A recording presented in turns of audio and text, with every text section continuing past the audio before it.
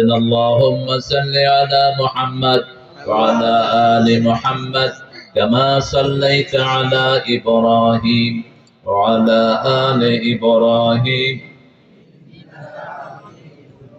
اللهم بارك على محمد وعلى آل محمد كما باركت على إبراهيم وعلى آل إبراهيم إنك حميد مجيد প্রশংসা কার?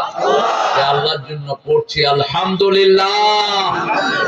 আমরা পড়ছি আল্লাহু আকবার কবীরা আলহামদুলিল্লাহ কাসীরা সুবহানাল্লাহি বুকরাতাও ওয়া আসীলা সুবহানাল্লাহি ওয়া বিহামদিহি আদাদা খালকিহি ওয়া রিদা নাফসিহি ওয়া জিনাতা আরশিহি ওয়া মিদাদা কালিমাতিহি। এই দোয়াটা শিখে নেবেন, একবার পড়বেন কিয়ামত পর্যন্ত সওয়াব লেখা হবে। ফেরেশতারা হয়রান হয়ে যাবে সওয়াব লিখতে লিখতে। আগের দোয়াটা পড়েছি, আকাশের সবগুলো রহমতের দুয়ার এখন খোলা, সব দুয়ারগুলো আল্লাহ খুলে দেন। আল্লাহু আকবার কবীরা আলহামদুলিল্লাহি কাসীরা সুবহানাল্লাহি বুকরাতাও ওয়া আসীলা। এটা পড়লে আকাশের রহমতের দুয়ারগুলো সবগুলো খুলে যায়। আরেকটা দোয়া আল্লাহ নিজ হাতে পুরস্কার দিবেন, পড়েন লাকাল হামদ ইয়া রাব কামা ইয়ানবাগি লিজালালি ওয়াজহিক ওয়া আযীমি সুলতানিক। একজন সাহাবী এটা পড়েছেন মসজিদে নববীতে। আল্লাহর ফেরেশতার কলম বন্ধ হয়ে গেছে। ফেরেশতা বলছে মা আকতুবু আলা হাদা ইয়া রাব, ও রব, what should I write against this prayer? Could you tell me?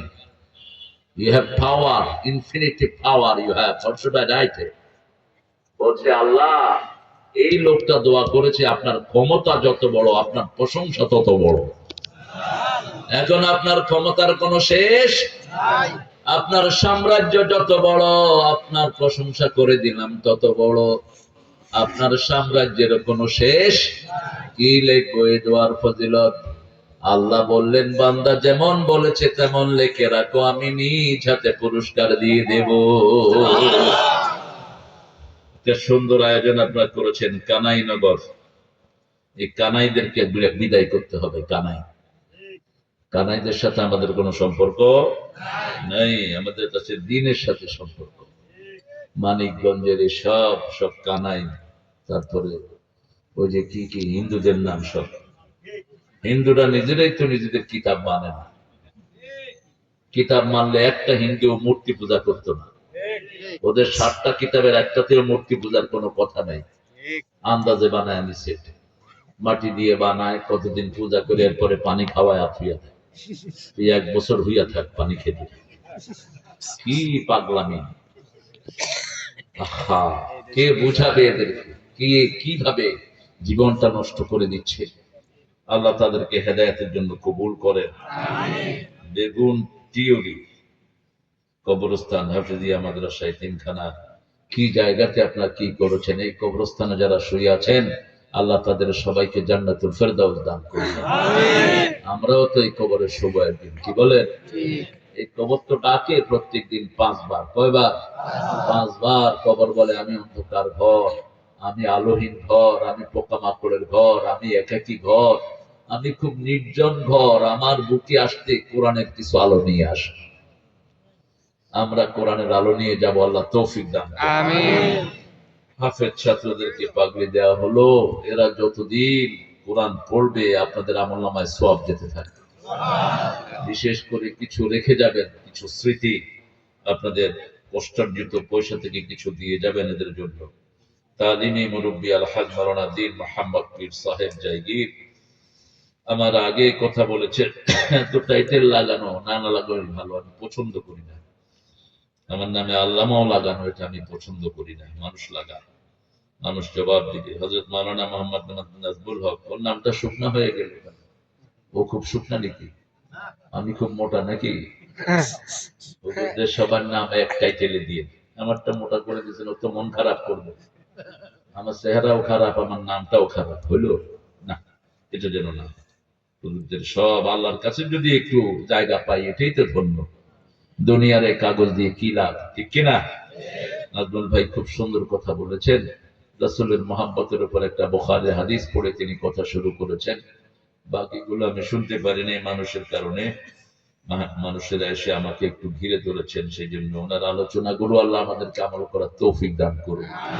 হাফেজ কারি মাওলানা ইমরান নাজির কথা বলেছেন, হাফেজ মাওলানা মুফতি হাসান বিন আলম কথা বলেছেন, মাওলানা মোহাম্মদ রমজান আলী কথা বলেছেন। আমাদের প্রধান অতিথি জনাব আরিফুল ইসলাম মোল্লা মিস্টার, আবার মিস্টার কেন, তুমি আবার মিস্টার হয়েছে কেন?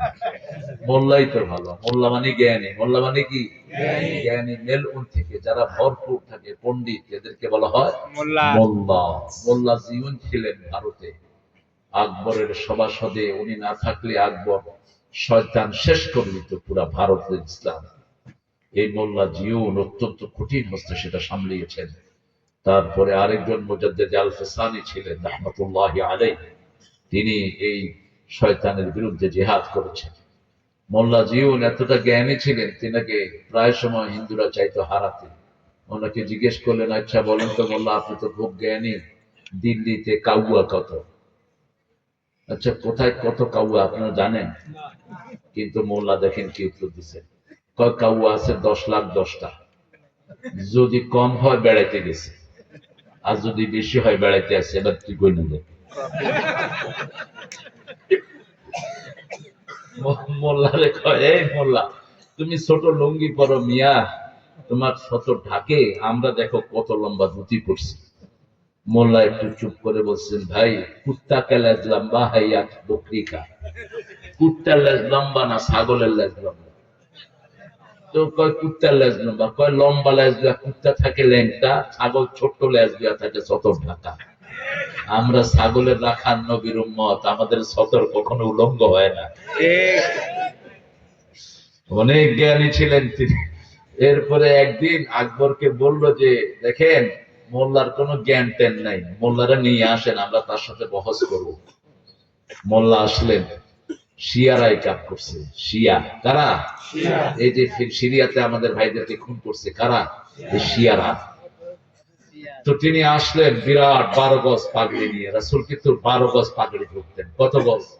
12 গজ। রাসূলের পাগড়ি ছিল অস্ত্র, ঘাড়ের উপরে রাখতেন যাতে ঘাড়ে কেউ আক্রমণ করতে না পারে। পাগড়ি বিছিয়ে ঘুমাতেন, পাগড়ি মাথার তলে দিতেন, পাগড়িকে জড়িয়ে গায়ে দিতেন, অনেক ব্যবহার করতেন রাসূল সাল্লাল্লাহু। আমরাও যদি ইউজ করি যেন ওটাই ইউজ করি। সুদানিরা এটা করে, পাগড়ি 12 গজ ইউজ করে। ও দেখবে দুবাইতে আছে। তো মোল্লা এই পাগড়ি নিয়ে আসছেন, সাথে তালেবে ইলম আনছেন, পায়ে একদম পুরান একটা জুতা। বলছে, এই আমার এই জুতাটা পাগড়ি দিয়ে পেঁচা। আকবর বলতেছে, আরে মোল্লা আপনি করেন কি?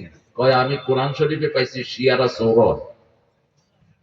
শিয়ারা কয়, এই মিয়া কোরআন শরীফের কোথাও তো শিয়াদের নাম নাই, আপনি কোন সূরায় পাইছেন? কয়, তাহলে হাদিসে পাইছি। এখন শিয়ারা কয়, হাদিসেও আমাদের কোনো নাম নাই।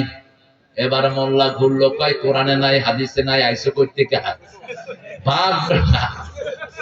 আমাদের নাম কোরআনে আছে, আমরা মুসলমান, ঠিক না ঠিক?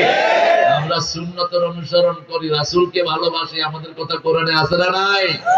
তুমি আইসো করতে শিয়ার গোষ্ঠী, ভাগ বেটা। এই হলো মোল্লা। মোল্লা অনেক জ্ঞানী ছিলেন।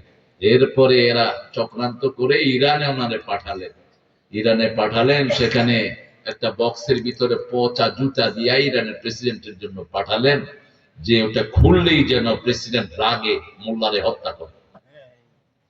মোল্লা চলে গেলেন রাহমাতুল্লাহি আলাইহি। শেষে যখনই বাক্স খুলছে দেখে যে পচা জুতা। মোল্লাও জানে না ভিতরে কি। এই কোন লেকে আয়া হাইয়ে জুতা? মোল্লাকে সবাই ধরে নিয়ে গেছে। আপনি এভাবে রাজাকে অপমানিত করলেন। কয়, ভাই এটার ভিতরে কি আছে? কয়, জুতা, পচা জুতা। মোল্লা দেখেন কি জ্ঞানী, কয় এটা হুসাইনের জুতা। এটা হুসাইনের জুতা, আমি অনেক কষ্ট করে আনছি। এবার প্রেসিডেন্ট এটার চুমা খাওয়া শুরু করলো। চুমা খায়া মোল্লারে রাজকীয় পরিবেশে 15 দিন রাখা, কি কি আপনার হাদিয়া লাগবে কর, ভর্তি করে পাঠায় দিছে। এত জ্ঞানী ছিলেন তিনি। আল্লাহ তার কবরকে জান্নাতুল ফেরদাউস বানান। আমাদের মোল্লার নামে অনেক কিছু বললাম, এক মোল্লা লোকান্তরে লক্ষ মোল্লা ঘরে ঘরে। সব মোল্লারাই জ্ঞানী হয়, কাদের মোল্লার মতো ব্রেন বাংলাদেশে একজনও ছিল না। এই জন্য এই শয়তানরা প্রথমে তাকে শুলিতে চড়িয়েছে, ফাঁসির মঞ্চে দিয়েছে। যাওয়ার সময় কি বলেছে জানেন? 2 রাকাত নামাজ পড়েছেন, গোসল করেছেন, লম্বা মোনাজাত করেছেন, করে যখন জল্লাদেরা ধরতে আসছে বলছে ছেড়ে দাও, ওটা ফাঁসির দড়ি না, ওটা আমার জান্নাতের মালা। মোল্লা যখন যাচ্ছেন ফাঁসির মঞ্চে উঠবেন, সেখানে দাঁড়িয়ে 2 কলম চিঠি লিখলেন, বিবিকে পেয়ারি, দেখা হবে জান্নাতের সিঁড়িতে। এই ছিল কাদের মোল্লা। 5 জনই একই অভিব্যক্তি প্রকাশ করেছেন। আল্লাহ আমাদেরকে ভালো মানুষের সাথে থাকার তৌফিক দান করেন।